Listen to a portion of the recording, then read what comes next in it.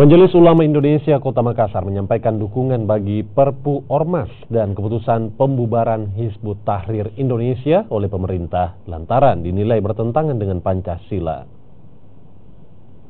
Majelis Ulama Indonesia Kota Makassar mengaku telah menyatakan persetujuan atas penerbitan peraturan pemerintah pengganti Undang-Undang Nomor 2 Tahun 2017 tentang organisasi masyarakat dan keputusan pembubaran Hizbut Tahrir Indonesia.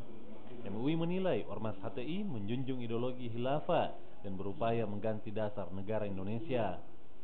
Ajaran ini ditakutkan bisa memecah belah persatuan umat Islam di Indonesia. Dan memang itu saya kira itu hanya ini kita melihat sebenarnya terlambat pemerintah untuk melarang itu karena sudah meluas baru mestinya sejak awal. Kita lihat negara-negara lain sudah lama.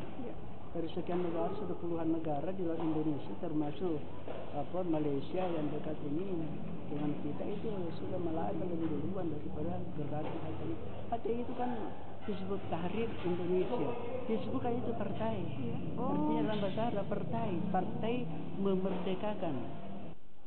HTI resmi dibubarkan setelah Direktorat Jenderal Administrasi Hukum Umum Kementerian Hukum dan HAM mencabut status Badan Hukum Ormas Hizbut Tahrir Indonesia.